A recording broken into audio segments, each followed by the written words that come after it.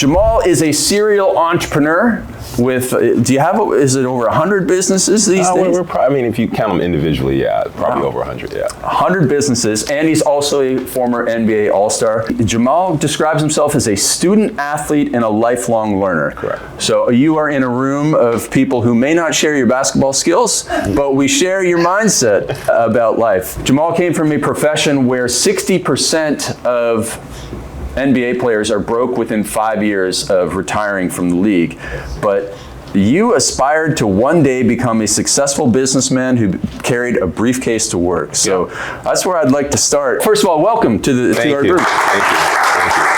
We are a group of entrepreneurs from everything from construction to online businesses to coaching, consulting, you name it, we're in here. And so we're a wide variety of people but also parent entrepreneurs. And last night, Sid, just at the back there, Sid and I were talking about the expectations of parenting when you came from nothing and you grew a business, and now how do you make sure the kids are all right? So we're going to cover some of that. So one day, at least according to the internet, one day you were riding the train to play basketball or something, and you saw a successful businessman, and you were like, I want to be one of those. Walk us through that. Well, thank you for having me. I appreciate you inviting me and Patrick as well. My story it starts in Harlem, New York. My mom was a bookkeeper for the New York City Housing Authority. She was in Beckley, West Virginia. She arrived from Beckley, West Virginia at 18 years old. She's the oldest of, I think, six kids. Her father and mother didn't want her to stay in Beckley, West Virginia because it was a coal mining state, coal mining area. There were no opportunities, so they shipped her up to New York. My dad was a professional boxer, born and raised in Brooklyn, New York. He sparred with Muhammad Ali, fought Ken Norton, was a heavyweight in the 70s, then left boxing and became a police officer for the NYPD. And he didn't leave on his own terms. No athlete actually does, but people say people do. But if you ask Tom Brady if he can play now, he would play. So he was bitter at some point in his life and, became a NYPD officer. And I grew up in the projects in New York City, in Harlem, and my mom was a big advocate for education. She didn't want me to go to public school, especially in the area I grew up in Harlem and also close to the Bronx. Public school was just a babysitting service at the end of the day, and a lot of kids got in trouble. So she put me in Catholic school in the downtown New York City by Hunter College. And when she would take me on the train, from Harlem, and then you get to Lower Manhattan, the train started to change, meaning the people on the train changed, from people that looked like me wearing construction outfits to people that didn't look like me wearing a suit and carrying a briefcase. And going to Catholic school, I had to wear, from first grade all the way to 12th grade, I had to wear a suit and tie and slacks. And so when I got on that train, I saw people carrying the briefcase, men and women. I was always curious of what was in the briefcase. And that really started it for me. And then my mom put me in different activities and kept me out of Harlem and showed me different things and exposed me to a lot of different places. Like she would take me to restaurants and not eat, and it'd be a white tablecloth restaurant, and she would just teach me how to read a menu. Just simple life skills. And one of the things that she always kind of instilled in me was be curious and have courage. And, you would think people growing up in Harlem, New York, they would venture out to downtown, but people are pretty localized by their environment. And then also what I figured out early was people's mindsets in certain environments were typically, let's call it as negative, like you can never achieve outside of that. And my mom was always like, hey, you can do whatever you want to do if you put your mind to it. And when my mom and dad got divorced, when I was 10 years old, well, back in that day, they didn't do divorce, they just separated. It was too expensive to get divorced. She was a big believer in telling me, hey, I can no longer talk to you as a young kid. I got to talk to you as an adult. So we don't have money for you to go to college. You're going to have to get a scholarship. It's going to have to be the arts, academics, or sports. Make your decision. So from that day on, my life kind of shifted when my dad left the house. I became very introverted. I was angry. I was upset. Thought that I was the issue.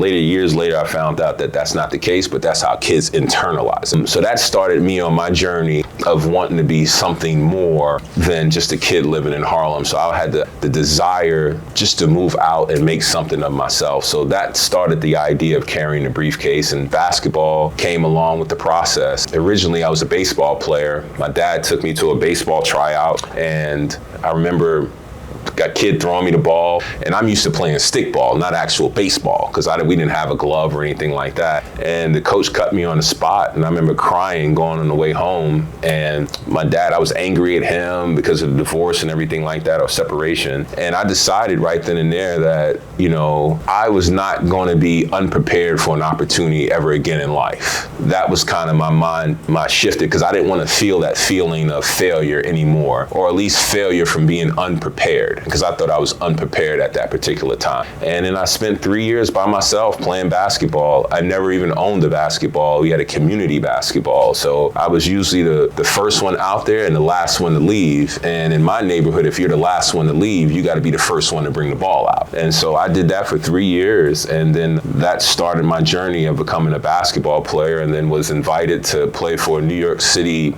traveling AAU team. Went there for a tryout. The coach was like, how old are you? I was like, I'm 13 years old. And at the time I was 6'3". And he said, can you bring your birth certificate? And yeah, of course. And so I brought my birth certificate, and he was like, oh, wow, you are 13. And he goes, well, he said, well, you made the team. And I said, okay, after practice and all these different things. And he said, what are you doing, 2 days from now on this Saturday? And I said, nothing. I said, okay, meet at the gym at 10 o'clock on Saturday. We're going to bus you guys to Queens and play. And this is my first time with these kids. Didn't know them from Adam. And we played the game. We wound up winning the game. And all these kids are jumping up and down. And I'm like, wow, is this like how it is after every win?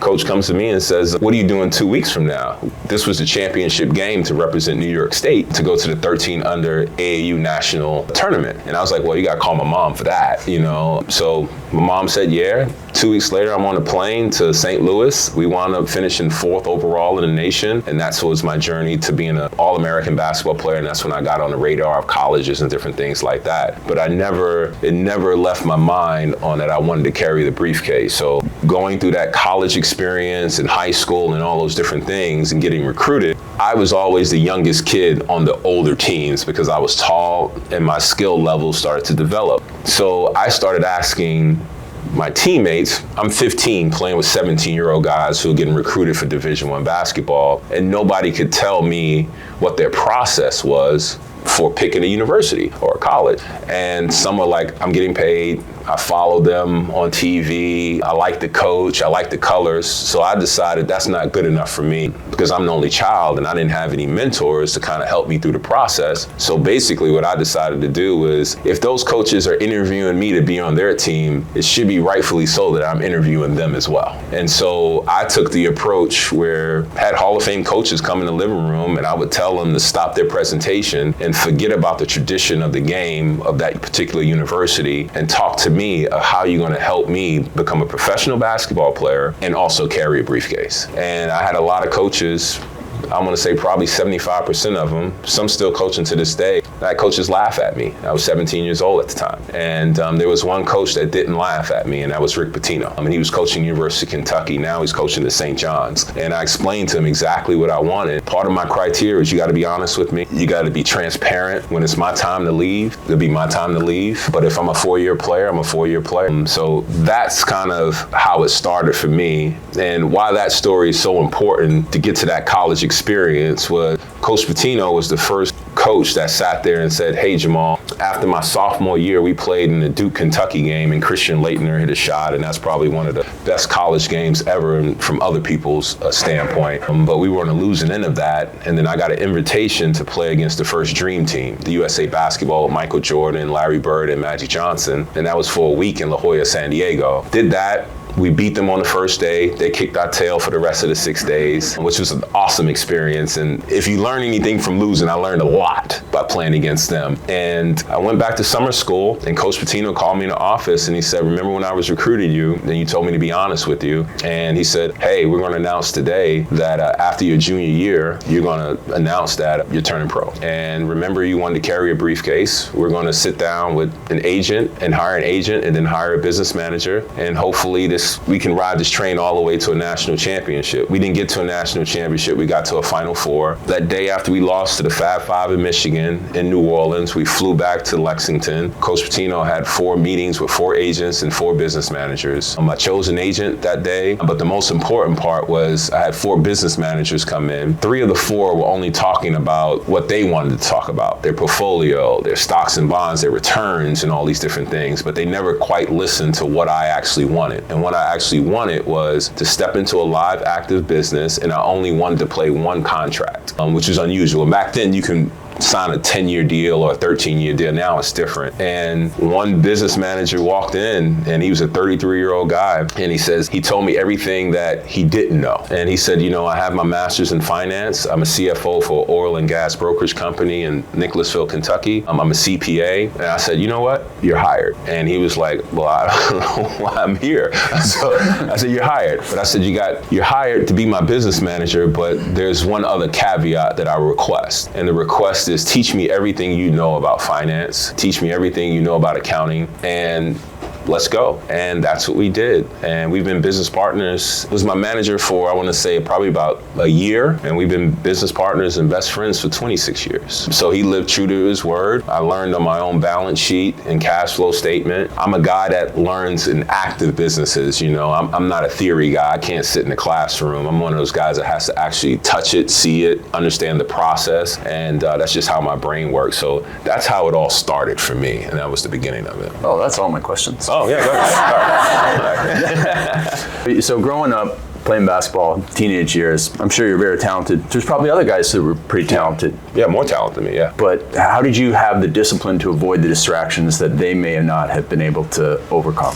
I had a great example, which was my dad. And I kind of split my mom and dad up. My mom taught me what to do and how to aspire and how to dream and work ethic. My dad taught me what not to do. My dad, he had some decisions that he had to make in order to be a professional boxer. And back in those days, he just chose the wrong people to represent him, essentially. And he made some pretty poor choices. So I always looked at professional sports not as the end all, the be all. It was kind of like igniter to something else, a parallel dream. So I learned about discipline and consistency and all those different things through playing by myself and watching other people, and then also watching other people's failures. I wasn't necessarily concerned about people's successes. I was concerned about why they didn't make it, and then a philosophy that I've grown into and developed was, at the end of the day, I have to be responsible for my actions. And responsible for everything that I put out there. And that means the hard work, the consistency, ask a question when you don't know. Just take all the obstacles out that we create for ourselves off the table, because I know there are other external obstacles that are going to be there that I don't even know about at a particular time. So you grew up playing at Rucker Park? That was right across the street. It was across the street, but I grew up in the project. I was the last building, and we had a basketball court back there. But Rucker Park was kind of like the 2 blocks away from me. That was like the showcase. So I consider my basketball court back there the practice court. That's where I spend most of my time. And that's where I tell my son and different people, he's a basketball player, he's in college now, is fall in love with the practice. The game is going to be the game, but if you fall in love with the practice, you're going to be able to execute on the main stage. But if you fall in love with the actual main stage, that's kind of fleeting, that's emotional and different things like that. So I'm the guy that fell in love with practice, the individual aspect of challenging myself of how good can I be, rather than trying to compare myself to others. So Rucker Park is near Yankee Stadium?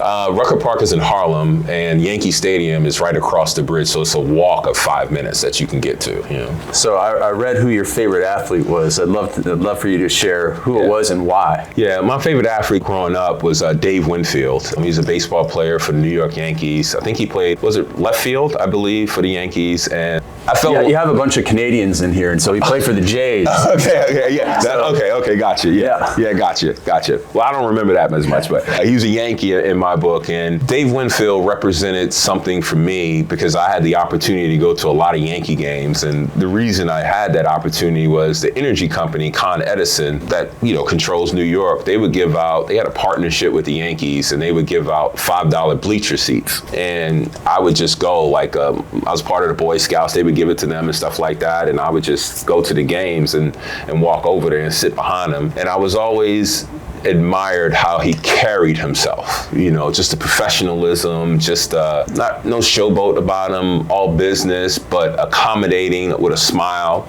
And one day he had a toy giveaway, and it was in the Bronx, and my mom took me, and Dave Winfield standing up on the stage in the auditorium. It's probably about a 700-seat auditorium, and kids are getting up, and he gives a toy, shakes their hands, and my mom says, "Do you want to get up and get a toy?" I said, "No." And she says, "Why? I thought that was your favorite player." She's like, "No, I just want to be in the room next to him." The toy didn't mean anything. He was just inspiring to me. And years later, I met him when I was doing a stint up at ESPN, and I got a chance to meet Dave Winfield. This was probably about 9, 10 years ago. And I expressed to him the impact that he had on me and that he didn't know. And we sat there for a couple of hours and just chatted. And over years, we've become very friendly and stuff like that. But it always reminds me of sometimes the impact that we don't know that we have on one another, and that things resonate with certain people at certain times and points in their lives. And I take it as a sign to keep moving forward or to regress or to step back or whatever it may be. But, Dave Winfield was that inspiration for me. So I try to do that for other people, but not necessarily try, but just try to be an example of, because you never know who's watching. I played against Michael Jordan, and Michael Jordan used to make a comment. He said, the reason why I dress in a suit is because it'd probably be the first and last time that somebody sees me. And I want to leave that impression with them. So I'm always conscious and mindful of that. And a lot of people call it branding and marketing, but I call it being authentic at the end of the day. Coach Patino, your business partners with him in a horse stable still? We got out of that one. That is not the most unprofitable thing that I've been a part of. I got involved in that, obviously being in Kentucky, horse farms and different things like that. We had a couple of horses. We were actually partners with, one of my original investments was Outback Steakhouse. I was a limited partner in that in Northern California. We grew that to about 34 stores and then wound up selling to a smaller private equity firm. But one of the three founders, Chris Sullivan, had a stable called Old Memorial. And that's when I started to dive into industries and different things like that, and realizing that that's truly the sport of kings. These animals, they're, we didn't have a Derby horse. We had a couple of horses. We had probably about 27 horses at one time, but the vet bills and the housing, and it just became just way too much. So I got out of that. That was probably one of my smartest decisions. Yeah. What influence did Coach Patino have on your business decisions today? I would probably say Coach Patino actually taught me about details and really understanding the details of what you're doing. For example, when I came to Coach Patino, I told him I wanted to be a pro. That was a part of the recruiting part of it. He got me on campus, and the first day that we had workouts, he shared two things with me. And he said, "Jamal, you can be a pro." I said, "Well, I hope so, that's why I'm here." And he says, "Only thing you have to do is pound the ball harder and lift your elbow because your shot is flat." And I'm self-taught, and sometimes we need other people to see it from a different perspective to tell you what exactly you need to improve. And it's getting that 1% better. And those two things I worked on for 2.5 and 3 years, and he was right. Those were only the things that I needed at that particular point. But as far as the business stuff, I think I probably help him more now than what he did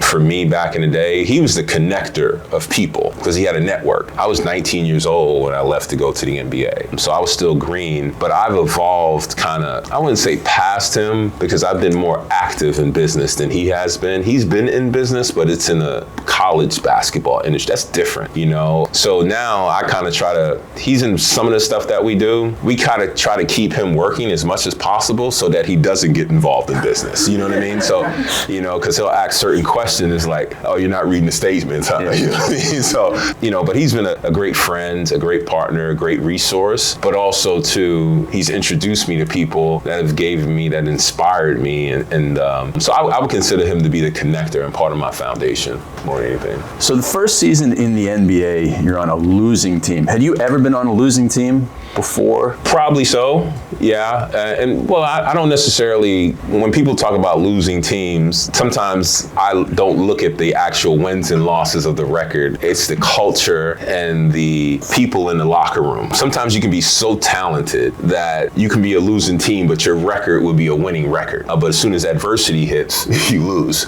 So I would say I've been a part of both. But when I got to the Dallas Mavericks, they won like 11 games the year before. The year I got there, we won 13. So I was +2 on the win column side. So let's call that a success. But what I noticed about being on that team, my first year, my rookie year in Dallas in 1993, and coming from college where we had just went to the Final Four, it was all culture.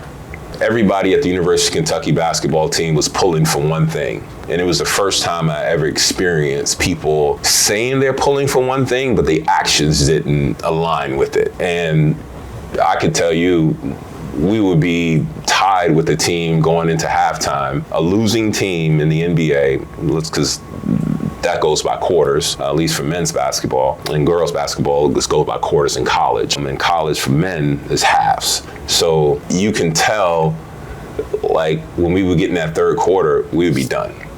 We lose the game in the third quarter. So that told me we were front runners. At the end of the day, we could go out there and play, but as soon as adversity hits or somebody kind of stops what we're doing, we couldn't adjust. And to me, that was culture, coaching, and stability. And I knew it getting drafted by the Dallas Mavericks that we're going to have some issues, because the owner, when I got drafted, he was complaining that I wanted $30 million on a 6-year deal. That's what I eventually got. I wound up firing my agent because he came to me with an offer of $19.5 million and thought I should accept that. Fired him and had my business manager go in there, and he came out of there with 33.5. And for some reason, I just knew my value. It wasn't rocket science, I just knew I was a 4th overall pick, but the owner was complaining that he's paying me more than what he initially paid for the franchise. So that told me that he wasn't necessarily about winning.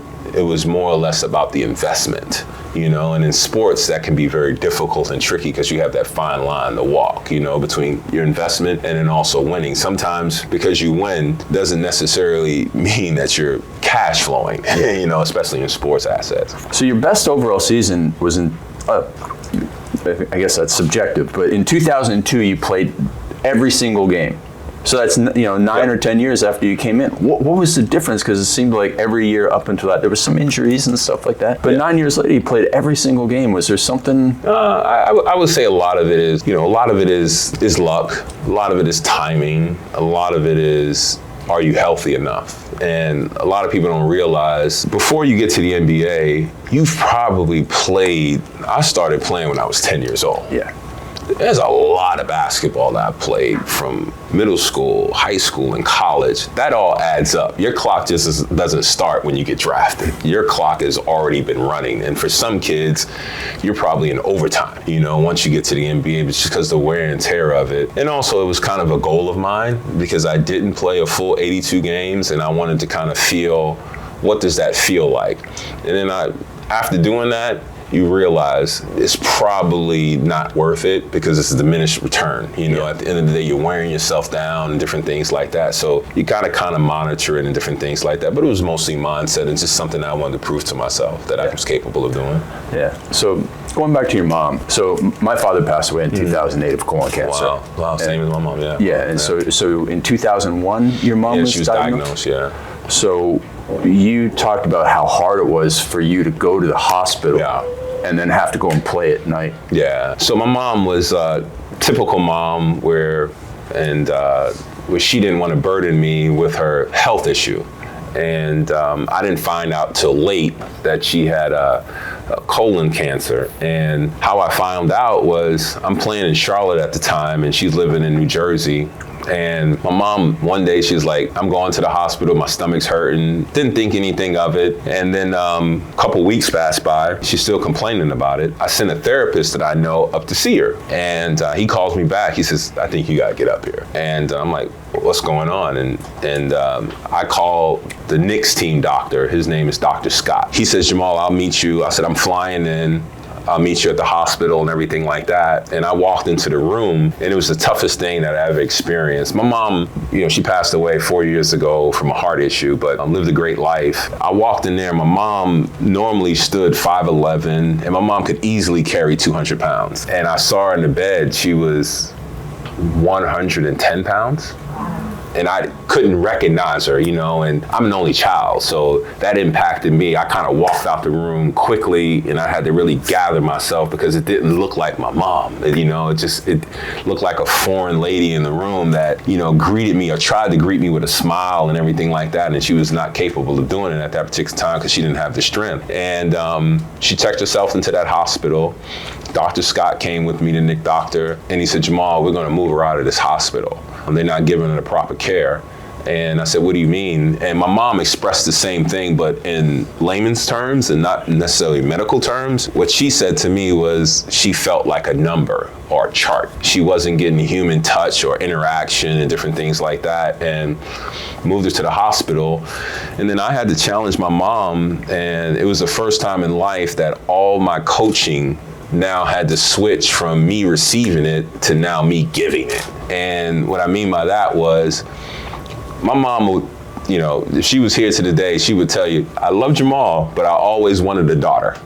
And she's like, I hope you're not offended. You know what I mean? I said, all good. And my first child was a daughter, Taylor. And my mom loved her and spoiled her. And I told my mom it was one of the hardest things that I had to do. She was like, I want to see Taylor. And it felt like my mom was trying to give up at the time. I said to her, I can't bring Taylor in here, because Taylor at the time, I think she was like 5 years old or something like that. I can't bring her in and see you in this condition. You're gonna have to fight. So we moved her to the facility. My mom started eating, and then I brought Taylor up there, and then she just kind of took off. And she was in remission until the day she died. She did chemotherapy and stuff like that. But, for me, it was tough, and it really made me understand really all the stuff that I had been through to become a professional. And just because you're into professional sports doesn't mean you're a professional. There are certain guidelines and principles that you have to utilize to be a professional. And one of the things is check your emotions at the door.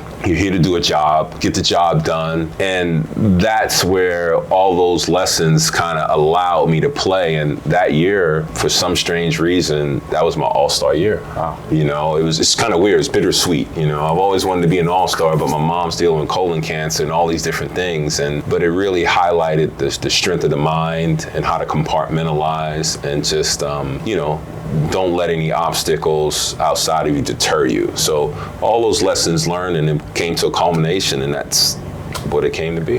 So compartmentalize, I understand it. I've told people to try and do it. How did you do it? Like, what did that look like for you? If you go back to the beginning part of my story, was my mom and dad separated. That was at 10 years old, that was my first understanding of what compartmentalizing was, because I was angry. So I had to find a way to express that, and also still interact with people where they couldn't see the anger or the disappointment or the rejection on me. I'd still, get out there and be a kid as well. So that was my first introduction to it, was through that trauma there.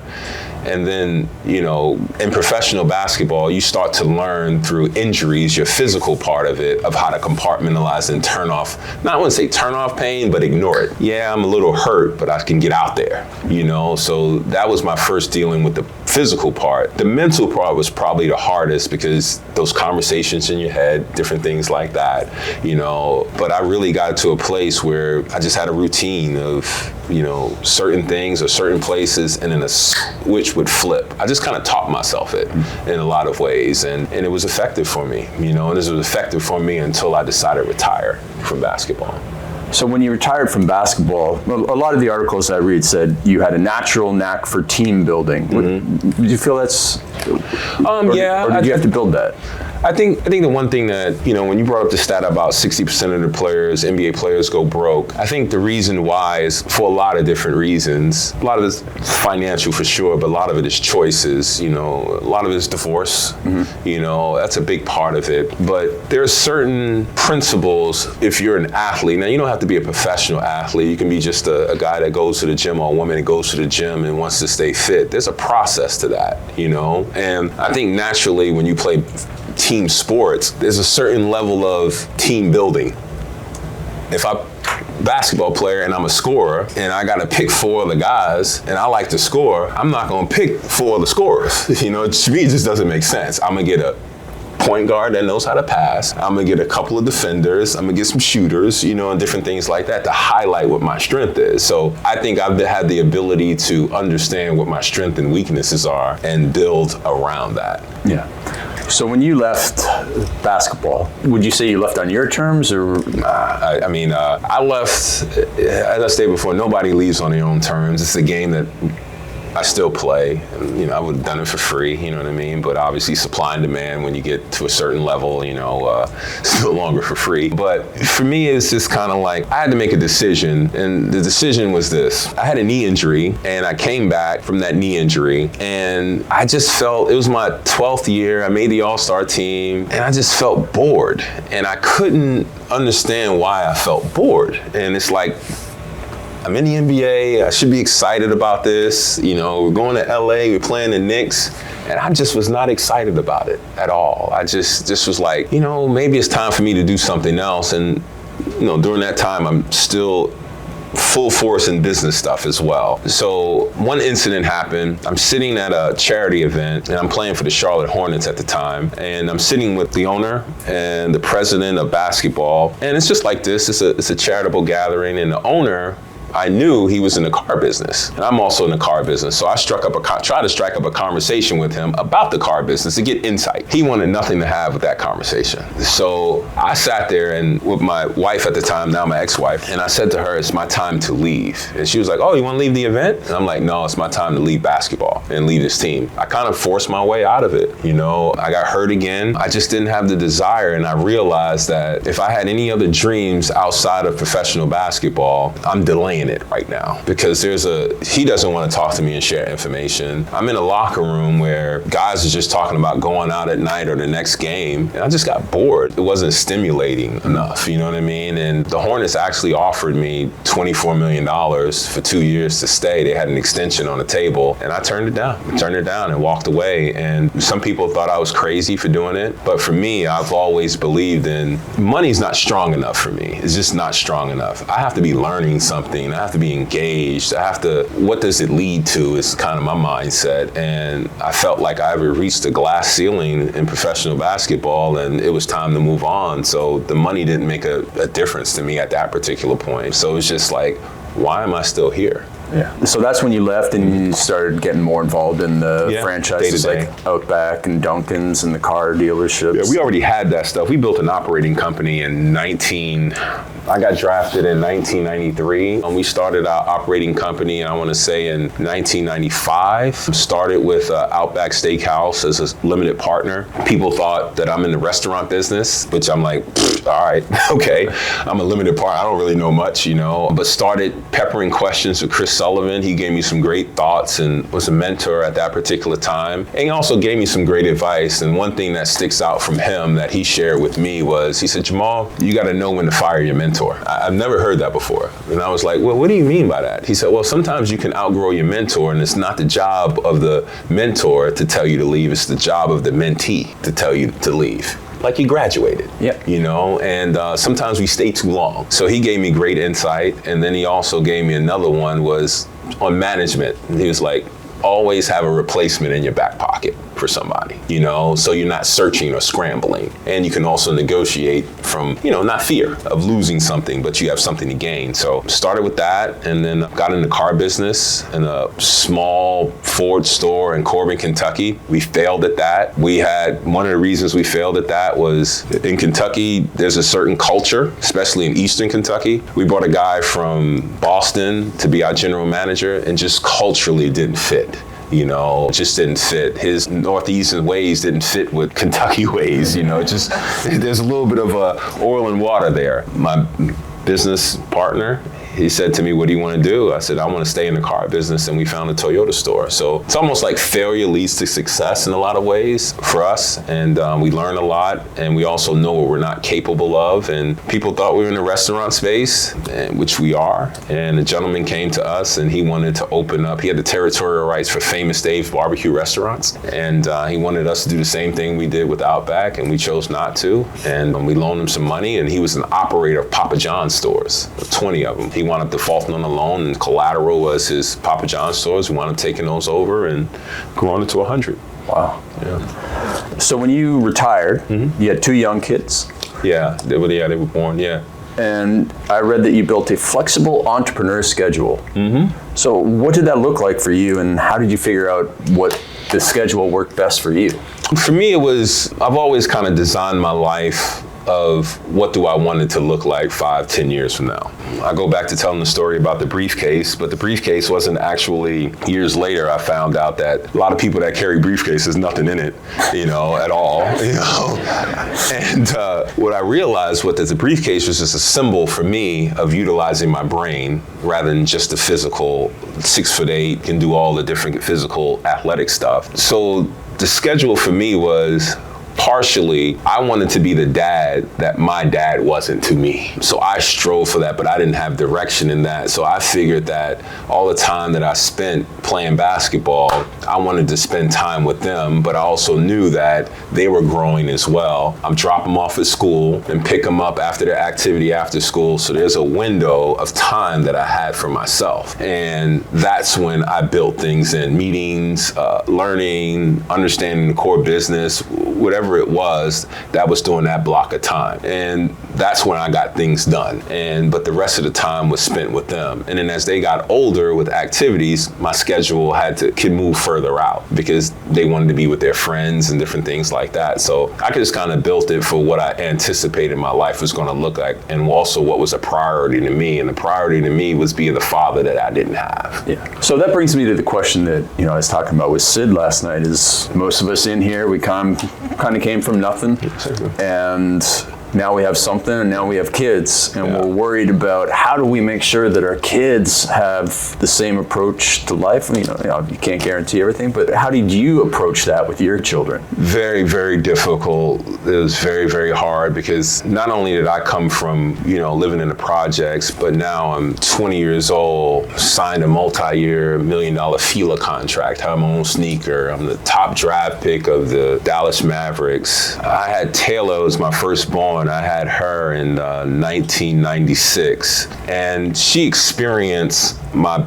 basketball career more than my son did. We had him in 2001, so he was at the end, so he was too young. It was difficult for Taylor, and why it was difficult for her, because she was actually brought into a situation where when she was going to school, it was her first time experiencing that people just didn't like her for her, they liked her for what her father did. And having a young girl come to me and the lack of confidence and really trying to understand and navigate that is difficult for an adult, but for a kid it's even more difficult because, parents were kind of getting their kids to buddy up to Taylor so that they can go to a Charlotte game or something like that. So she went through a phase where she was kind of like not receptive, and she was just like, do people like me for who I am, or do they like me for what my dad does? And that's difficult for her to understand. So she grew up with a little bit of a chip on her shoulder, and also, too, she grew up with trying to match her dad's success in some way. And I really had to sit down and talk to her over a long period of time about core values. What are her core values? Some of my core values is honesty, persistence, resiliency.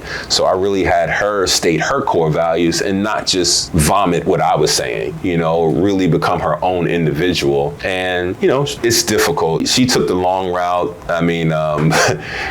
And then also I would say environments impact how kids think. Growing up in Miami Beach is a little different than me growing up in Harlem. When I walk outside, she's behind a gate. We live on the water, and her friends are driving BMWs and Range Rovers. And I'm sitting there, my first car was a Ford Taurus in college. And I'm like, a Range Rover? And I'm like, you want a Range Rover? And I had to share with her, I was like, if I get you a Range Rover, what are you going to aspire to when you're 21? You you already got it. So growing up in Miami Beach, it was a bubble for her.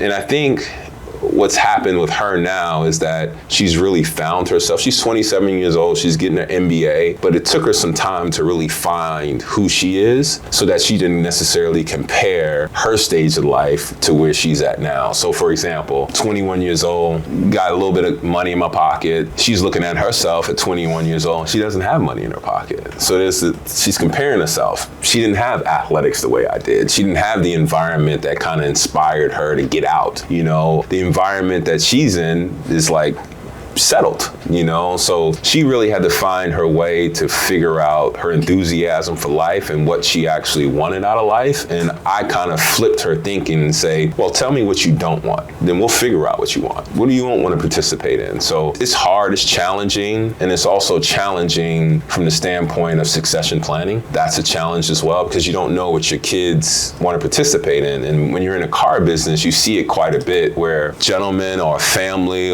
or a woman starts in a car business, grows it, they have kids, but the kids don't necessarily participate in the car business. They're spending the money that generated from the car business, and then those kids have kids, and those kids are probably a little bit hungrier because they grandkids, they want to be in the business, but you got to figure out that bridge and figure out what they want. So what I've done with my kids is I expose them to different areas of my business lightly to figure out what they don't like. And then we come to some conclusion at the end, and they kind of come to, so both of my kids are getting their MBAs now. And both of them are a little bit involved in your business? Taylor's more involved. Jay is kind of pursuing his professional basketball career. He's at the University of Temple doing his 5th year. He'll have an opportunity. He has an NIL deal with us, but a part of his NIL deal is he has to understand the company and different things like that. So it's not necessarily name, image, and likeness. It's more like, hey, we're going to give you an NIL deal, but your responsibility is not to post social media, it's to really understand the business. Be an apprentice. Correct. Yeah, right. So I want to switch to the charity work that you do. Mm-hmm. Just want to make sure this is correct. When you were drafted into the NBA, one of the things you did with the signing bonus was donate $500,000 to fund a scholarship in Kentucky. Yeah.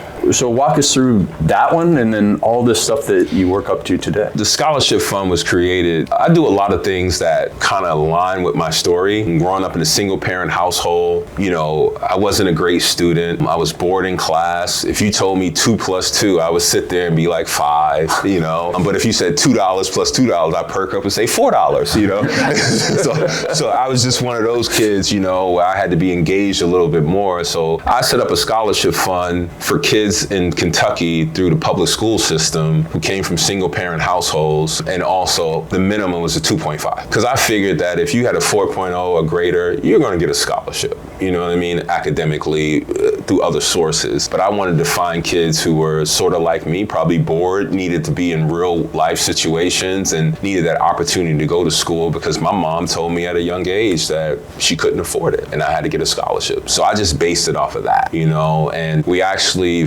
have put, I want to say, 45 kids through the University of Kentucky. The first recipient of our scholarship fund is a gentleman by the name of Dougie Allen, and he actually is a COO of our Papa John stores. Nice. Yeah, so we kind of try to not just put kids through school, but also find ways of what do they want to do after. And I got to give a lot of credit to my business partner. He's the one that stayed in touch with Dougie, because I was playing at the time, and Dougie had an interest in the restaurant business, and he came, been a part of our group, and been our COO for the last, I want to say, 15, 16 years. So when your mother got sick, you became part of a charity that's about colon cancer testing. Yeah. And I figure, I was impacted by it too. do a public service announcement for everybody here to take it seriously, right? Yeah, and that was something that I experienced. And one thing that I learned going through that experience with my mom is that if you catch it early, you have better chances. And my mom, she didn't catch it early, so she had to go through the surgery and the chemo and stuff like that. But in my environment growing up in Harlem, we don't, especially men, we don't talk about health issues. We just don't. We just walk around like everything's good, everything's great, And so I wanted to kind of start the dialogue of really about health, because being a former professional athlete, we have to talk about certain things because it's our body, is that's the instrument, But even there, we don't go deeper, beyond that, unless it's just physical stuff or whatever, but not internal stuff. So, I wanted to participate in that just to share awareness and just, that the conversations need to be had. And if it's not a conversation that you want to have, why don't you have it because you want to be here for your loved ones? So don't be selfish, essentially. Yeah. And then the MAP organization. MAP, yeah. Tell us about that one. That's our operating company. It's Mashburn, Avar, and Patino. And when Patino's not involved, we call that partner, partnership. So we created that entity to really house an operating team. We just built an operating unit in food, from Papa John's stores to manage that, to the car dealerships. And we built an infrastructure where we have a CEO now because we're such a large organization. And then we also have one for our waste management company. We haul trash in Louisville, Kentucky. We have 30 trucks, but we also have another company, which is a national brokerage company for waste. So we do a lot of stuff for UPS, CBRE, who else? Benihana. So we take care of their locations as well. So we created that entity to operate, but we also are like a multifamily office. And do you have a charity associated with that one? Yeah, we have a charity. It's called the MAP Foundation, and that pulls from each individual's, mainly myself and Rick. Rick is very much into faith-based charities, and I'm into more of at-risk kids and single-parent households. And so we kind of combine that. We've developed a youth center in Lexington, Kentucky, and built it on our own dime and serviced a lot of people and a lot of programs. Amazing. One thing that you said in one of your interviews is that you're always flowing towards your dreams. Yeah. What does that mean, like to flow towards your goals and dreams? It's something that I learned. I look at it as a current, essentially. And we talked about earlier about obstacles that we put in front of our own selves, which are internal from our traumas and different things like that, and how we see the world through those particular lenses. And the more clarity you can get, the better decision making you can have. There was one incident in business, and I'm in Papa John's dealing with John Schneider, and he's the founder of Papa John's. And I'm in his office talking, me and Rick are talking, and we wanted to expand in Papa John's. And John Schneider, he was like, yeah, we can help you expand and everything like that. I had this thing stuck in my mind that I wanted to get back to New York and do Papa John's stores. Being from New York, I want to get back home in some way. In that conversation, I realized as I'm talking to him, he's like, Jamal, we can probably get that for you, but it's probably going to cost you a pretty penny to get it. Don't think it's worth it. And I sat there and I was like, well, and this is like 5 seconds, I just kind of checked out a little bit. And I'm sitting there saying to myself, how do I get somebody to believe in what I want to do if I'm not listening to what they want? And I paused and I said, John, where do you want to be? And the conversation totally flipped there, and he was like, he started talking about his expansion plan. And one of the places was in Chicago, in that Naperville area. We'll take that.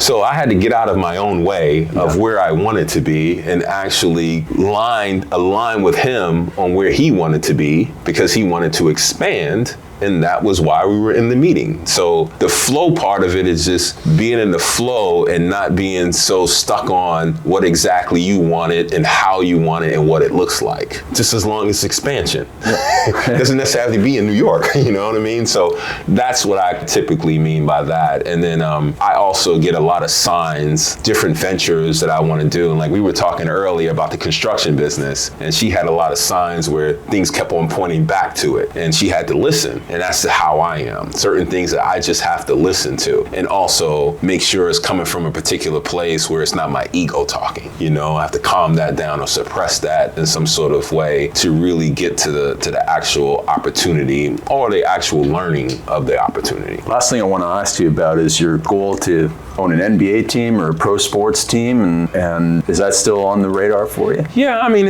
I had an opportunity, my first opportunity was, quick story was, when I decided to retire from the NBA, I called up a couple officials in the NBA and I said, I want to take a meeting with David Stern. He was the acting commissioner at that particular time. The assistant commissioner, deputy commissioner was a gentleman by the name of Russ Granick. They said, sure, come on in. They didn't know what the meeting was about, so they walk in and we're in David's office. And I said, David, I'm about to retire. He said, oh, okay. And he said, okay. I said, I wanted to shake your hand on exit. And he sat back and he was like, you're the first person to ever do that. And I said, well, it kind of makes sense to me. If I was shaking your hand on entry when you put on the hat draft night, I might as well shake your hand on exit, and it's not as public. And then he asked me, he said, what are you going to get involved in? I rattled off all the business stuff. And he said to me, well, why didn't you tell us earlier about this? Why didn't you let us know? And I said to David at the time, I said, hey, David, I'm be honest with you, I don't think you guys could help me. And he sat back. He was like, what do you mean? We're the NBA. I said, you're a marketing company. And he sat back. He said, what do you mean? I said, yeah, you're a marketing company. You guys get sponsors, television rights, and all these different things, package it up. There's the value. I'm an operator. I don't see how you can help me. And he said, huh. And then then Russ Granick plays bad cop. He said, oh, would you like to work for the NBA? I said, nah, Russ, I probably want to come in here and be your partner one day. And then David goes, well, what does that look like? I said, I want to be a team owner. And he says, okay. Left the meeting, and me and David exchanged cell phone numbers and stuff like that. And we became friends after that, after I left, and then until his passing. I'm in New York, probably about a month later, and I just call him up randomly. And I'm kind of like testing the relationship, like, do we have a relationship like that where I can just pop in? So he's like, yeah, come on in. I'm not doing anything right now. And he says, are you still thinking about team ownership? And I said, yeah. He tosses me across the desk the book of the Atlanta Hawks. And he says, why don't you take this with you and read it? And I sat there and I read it for like maybe 2 minutes, and I tossed it back. I said, I'm not interested. And he said, why are you not interested? I said, well, if you look at the Atlanta market, or the Georgia market, it's really a football town, college football town. It's the Falcons, it's the Georgia Bulldogs. I just don't think Atlanta Hawk basketball really works. You need a new arena and all these different things. And that was the first time I think he knew I was serious at that particular point, because I didn't just jump at the opportunity to be like, oh, I'm Atlanta Hawks, and not really look at the actual, fundamentals of it, the growth prospects of it, and also the competition and the sponsorship opportunities in that Georgia area. He said, wow, interesting. And then probably about 6 months later, I call him again. And the old team that I was a part of it's called the New Orleans Pelicans now. But when we got there, we moved from Charlotte. The whole franchise moved from Charlotte to New Orleans, and it was called the New Orleans Hornets. Bad marketing. But that franchise dropped there. And after I retired, 3 or 4 years after I retired, the NBA took possession of the franchise from that owner that wouldn't talk to me. That was the car dealer. David said, we paid $75 million for it. The numbers. And they had a process that they went through. And so I sat in the office and wrote my own LOI and presented it to the NBA. And I knew all the numbers and everything like that. And I presented the bid for $275. The guy that was running the process at the time said, how did you get to this number? I said, well, you guys have $200 million in debt. I'll pay you $75 million for it. Had one investor in New Orleans that was going to partner with me. And his reasons for wanting to partner with me to buy the Hornets was he was in banking, and also he was in oil. And he didn't want to necessarily be a part of the franchise day to day or be a front person of it. He just saw it from a community good of what a franchise would do for the community. So we aligned on that part of it. Put a bid in for $275, and I tell people I came in second, which is last. The Benson family, who own the Saints and other properties or whatever, they bought it. I think it was for $338 at the time, but they're the rightful owners because they can do so much with their season ticket base to the Saints and administrative stuff that I couldn't do. I still have interest, but I'm kind of looking at it from the standpoint of, valuations in the NBA and NFL, they're through the roof, you know what I mean? So how do you get an asset or get involved with something that you can participate in and add value to? Stroking a check just to be a minority owner, you're basically sitting courtside with me, and I got the same amount of rights you do, you know what I mean? But with no liability, you know what I mean? So there's interest, but it's different. So just be flowing on to the next. Flowing on to the next thing, yeah. That was awesome. I really, really appreciate it. Thank you. Appreciate your time. Linda, we have a gift and a donation. Wow. To the MAP Foundation. Okay. So we want to, obviously, thank you very much for sharing your wisdom here. I got so much out of it. I know everybody else did, and so thank you again. Thank you.